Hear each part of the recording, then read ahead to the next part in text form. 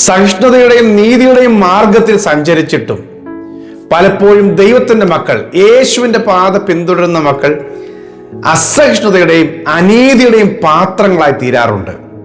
ആമേൻ. ശ്രദ്ധിച്ച് സന്ദേശം കേൾക്കുക. ദൈവത്തിന്റെ പുത്രനായ യേശു ക്രിസ്തു ഏറ്റവും ഭക്തനായി, നീതിയുള്ളവനായി, സഹിഷ്ണുതയുള്ളവനായി, സ്നേഹമുള്ളവനായി ഈ ലോകത്തെ തന്റെ ജീവിതം മാതൃക കാണിച്ചു കൊടുത്തിട്ട് അവൻ അനുഭവിച്ച വ്യഥകളെല്ലാം മതശക്തികളുടെയും മറ്റ് സാമ്രാജ്യ ശക്തികളുടെയും ഒക്കെ അസഹിഷ്ണുതയ്ക്കും അനീതിക്കും പാത്രമായി തീർന്നു.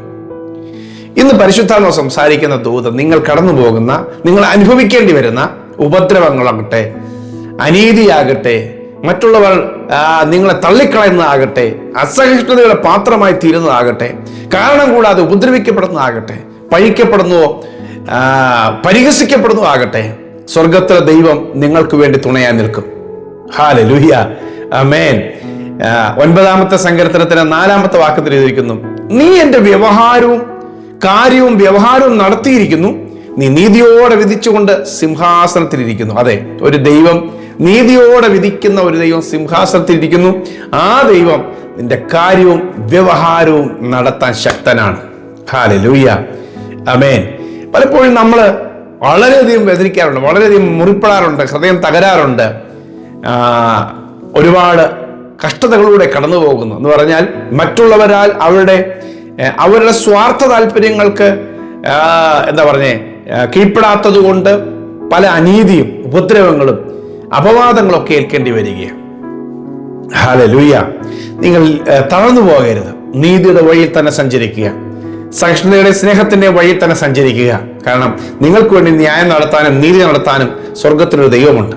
താൽക്കാലികമായിട്ട് പലരും വിജയികളായിട്ടോ അല്ലെങ്കിൽ അവര് കാര്യങ്ങൾ നേടിയവരായിട്ടോ നിങ്ങളെ അടിച്ചമർത്തിയതായിട്ടൊക്കെ തോന്നിയേക്കാം. പക്ഷേ അങ്ങനെയൊന്നും പരാജയപ്പെടില്ല. കാരണം യേശുവിനെ ക്രൂശിക്കുവാനായി കൽപ്പന കൊടുത്തിട്ട് 3 ദിവസം കൊണ്ടെല്ലാം തീർന്നു എന്ന്, ക്രൂശുമരണത്തോടുകൂടി എല്ലാം തീർന്നു എന്ന് ലോകം വിചാരിച്ചു.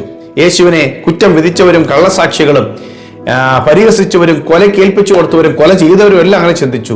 പക്ഷേ 3-ാം ദിവസം സത്യം ഉയർത്തെഴുന്നേറ്റു. ഹല്ലേലൂയ. ആ സത്യം ലോകത്തിലെങ്ങും വ്യാപിച്ചു.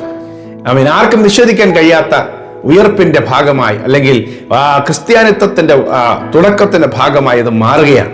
പ്രിയമുള്ളവരെ, ഒരു വലിയ ദൈവപ്രവൃത്തി നിങ്ങളെ കൊണ്ട് ചെയ്യിക്കാൻ ദൈവം ചിലപ്പോൾ ഇങ്ങനെയുള്ള ശോധന കൂടെ കടത്തിവിട്ടേക്കാം. വലിയ മഹത്വമായി തീരുവാൻ, വലിയൊരു ചർച്ച, വലിയൊരു വിഷയമായി മാറുവാൻ, നിങ്ങളൊരു അത്ഭുത വിഷയമായി മാറുവാൻ ചിലപ്പോൾ ദൈവം ഇതുപോലൊക്കെ അനുഭവത്തിൽ കടത്തിവിട്ടേക്കാം. നിങ്ങൾ നോക്കിക്കോ, ലോകത്തിൽ ഏറ്റവും കൂടുതൽ രാഷ്ട്രങ്ങളെ നേതൃത്വം കൊടുത്തിട്ടുള്ളവരും സ്വാതന്ത്ര്യ സമരങ്ങൾക്ക് വേണ്ടി മുന്നിൽ നിന്നവരൊക്കെ നോക്കി, അവരെല്ലാം സഹിഷ്ണുത, അവർ അനീതിയുടെ പാത്രങ്ങളായി മാറിയവരായിരുന്നു. കുറെ കാലം അവരെല്ലാം ഉപദ്രവിക്കപ്പെട്ടവരായിരുന്നു. പിൽക്കാലത്താണ് അവരെല്ലാം നീതിക്ക് വേണ്ടി മുൻപോട്ട് നിന്നപ്പോൾ ദൈവം അവരുടെ കൂടെ നിന്നവരെ സഹായിച്ചത്. ഹല്ലേലൂയ. ഇന്ന് നമ്മുടെ കൂടെ ആരുമില്ലെങ്കിലും, നമ്മളെ സഹായിക്കുവാനോ സപ്പോർട്ട് ചെയ്യാനോ ആരും മുമ്പോട്ട് വന്നില്ലെങ്കിലും, നമ്മളോട് കൂടെ നീതിയുടെ രാജാവായ കർത്താവുണ്ട്. അവനാണ് നീതിയുള്ളവൻ. ലോകത്തിൽ അങ്ങനെ നീതി പ്രതീക്ഷിക്കാനുള്ള ദേവന്മാരോ അല്ലെങ്കിൽ മനുഷ്യദേവങ്ങളോ ഒന്നും കാണുകയല്ല. പക്ഷെ നീതിയുടെ രാജാവായ ഒരു ദൈവം നമ്മുടെ കൂടെ ഉണ്ട്. 92-ാം സങ്കീർത്തനം 15-ാം വാക്യത്തിൽ പറയുന്നു, യഹോവ നേരുള്ളവൻ, അവൻ എൻ്റെ പാറ, അവനിൽ നീതികേടില്ല എന്ന് കാണിക്കേണ്ടതിന് തന്നെ അവനിൽ നീതികേടില്ല. ഹല്ലേലൂയ. അവൻ അനീതി ഒന്നും ചെയ്തിട്ടില്ല, അവന്റെ വായിൽ വഞ്ചന ഒന്നുമില്ലായിരുന്നു എന്നാണ് യേശുക്രിസ്തുവിനെ കുറിച്ച് പറയുന്നത്. അതുകൊണ്ട് ദൈവത്തിന്റെ നീതിയുള്ളവരായി, ദൈവത്തിന്റെ നീതി പ്രാപിക്കുന്നവരായി നിങ്ങൾ കാത്തിരിക്കുക. ലോകം കുറെ കാലമൊക്കെ തള്ളിയേക്കാം, പക്ഷെ ദൈവത്തിന്റെ ഒരു നീതി വെളിപ്പെടും. ഹല്ലേലൂയ. ദൈവത്തിന്റെ നീതി വെളിപ്പെടും.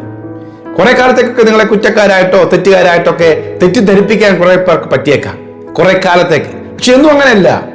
സത്യത്തിനും നീതിക്കും വലിയ ജീവനുണ്ട്, സത്യത്തിനും നീതിക്കും ശക്തിയുണ്ട്. ഹല്ലേലൂയ.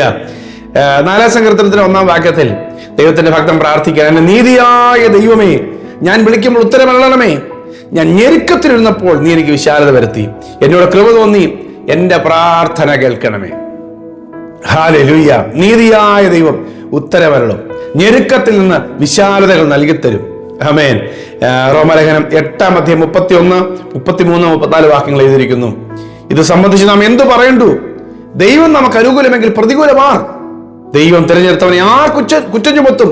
നീതീകരിക്കുന്നവൻ ദൈവം, ശിക്ഷ വിധിക്കുന്നവനാർ.